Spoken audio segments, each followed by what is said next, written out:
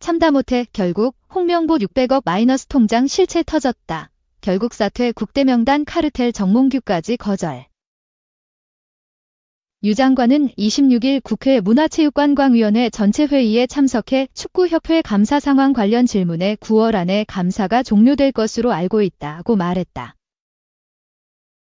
지난달 초 홍 감독이 새로운 국가대표 사령탑으로 낙점된 뒤 논란이 이어지면서 문체부는 지난달 중순 축구협회에 대한 감사에 나섰다고 밝힌 바 있다. 유 장관은 감독 선임 문제만 아니라 협회의 전반적인 문제를 다 짚고 있다고 설명했다. 중대한 절차적 하자나 법률 위반이 발견되면 감독 선임 자체가 무효가 되는 거냐는 국민의힘 김승수 의원 질의에는 감독 선임은 조금 더 정무적인 문제라면서 9월에 시합 2026 북중미 월드컵 예선을 앞두고 있기도 해서 축구협회나 관계자들의 의견이 좀 필요하다고 생각한다고 답했다. 축구협회가 하나은행에서 600억 원대 마이너스 통장을 개설한 것을 놓고는 원래 문체부의 승인을 받아야 하는데 그렇게 안 한 것 자체가 위반지라며 절차상의 문제 등을 따져 관계자 징계를 요구하고 다른 조치도 할 수 있는지 검토하고 있다고 밝혔다. 정몽규 축구협회장의 사선 도전에 대해선 기본적으론 안 되게 돼 있으나 대한체육회 스포츠공정위원회가 허가하면 할 수 있다고 돼 있는데 아마 공정위가 정말 공정하다면 다시 출마하기 어려울 것이라고 사실상 부정적 견해를 드러냈다. 유 장관은 배드민턴협회와 관련해서도 조사가 잘 진행되고 있다고 본다고 말했다. 그는 문제가 된 선수, 지도자와의 관계나 대표 선수 선발 문제, 협회 내 예산 집행 문제 등을 전반적으로 들여다보고 있다 하면서 예정으로는 9월 안에 마칠 것이라고 전했다. 동석한 이정우 문체부 체육국장은 실제 조사 2주째에 들어가고 있다. 9월 6일까지 현지 조사를 끝내고 중간 결과를 발표할 생각이라고 부연했다. 이날 회의에선 축구와 배드민턴을 비롯한 체육단체들이 구태를 벌이지 못하고 있으며 변화가 필요하다는 의원들의 지적이 잇따랐다. 더불어민주당 강유정 의원은 선수들만 21세기에 있는 것 같다고 꼬집기도 했다. 유인촌 장관은 체육과 체육인을 생각하는 정책이면 되는데 낡은 관행과 오래된 습관이 남아있고 체육이 정치 조직화돼 있다고 생각한다는 견해를 밝혔다. 그는 그동안 여러 상황이 발생했고 여러 번 의견도 냈는데 진도가 잘 안 나갔다 하면서 당분간 큰 국제적인 경기가 없기 때문에 이번부터 체육정책의 전반적인 개혁을 잘 정리하겠다고 강조했다.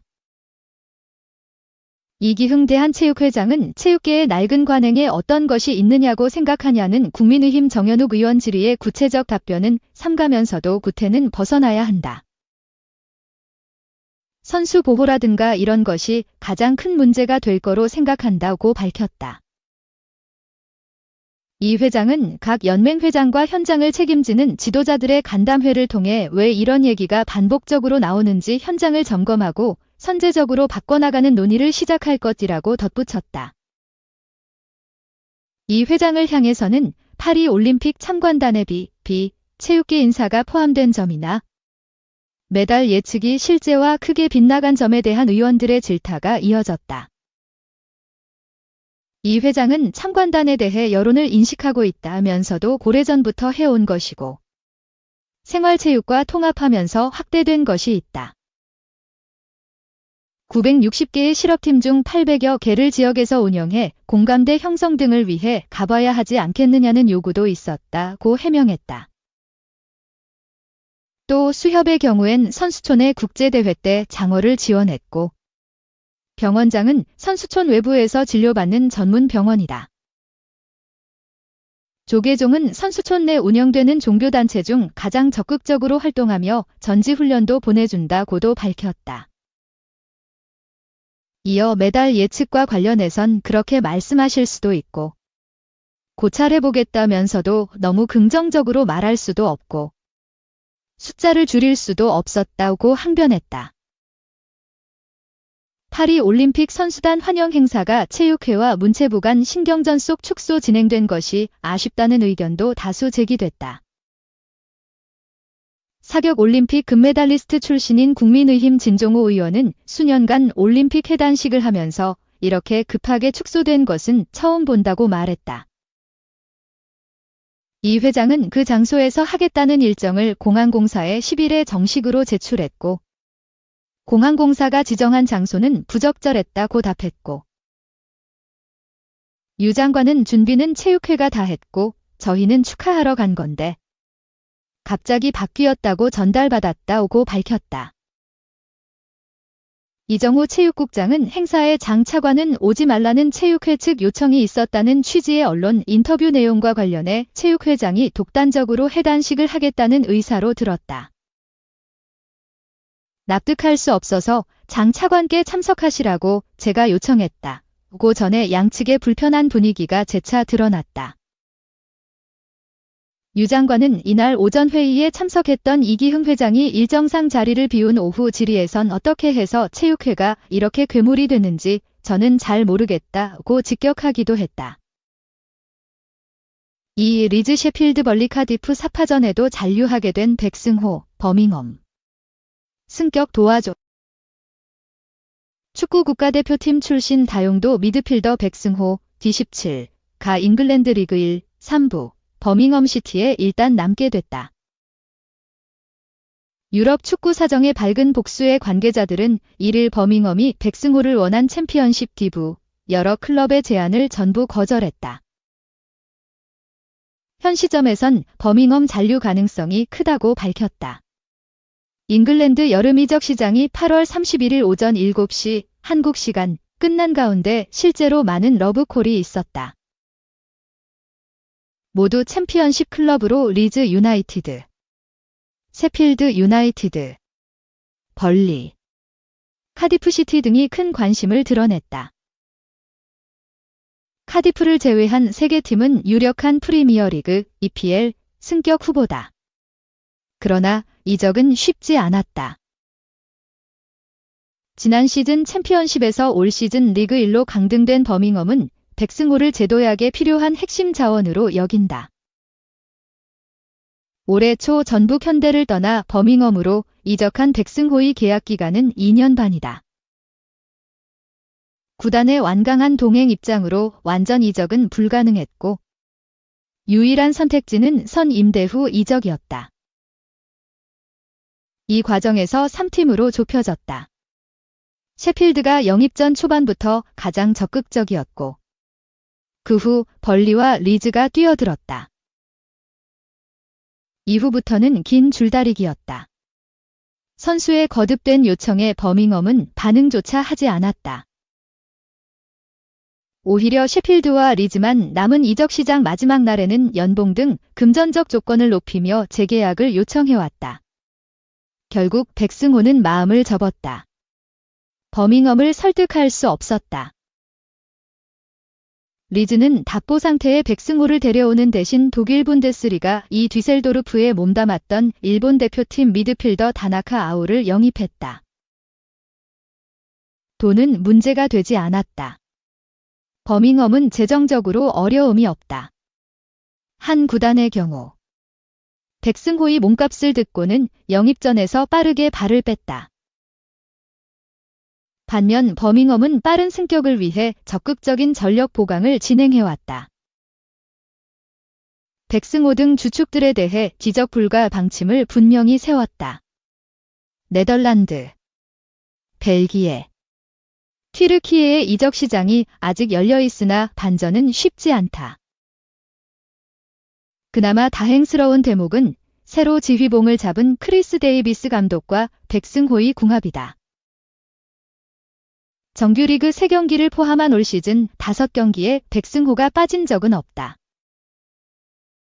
리버풀, 셀틱, 레스터시티 등을 거친 데이비스 감독은 지난 시즌 엔제 포스테코글루 감독이 이끄는 토트넘 수석 코치로 일하다가 버밍엄에 왔다. 홍명보 대표팀 감독도 백승호의 상황을 자세히 파악하고 있다. 팔레스타인, 홈, 오만, 원정, 과 9월 2026 북중미 월드컵 아시아 최종 예선 B조 1.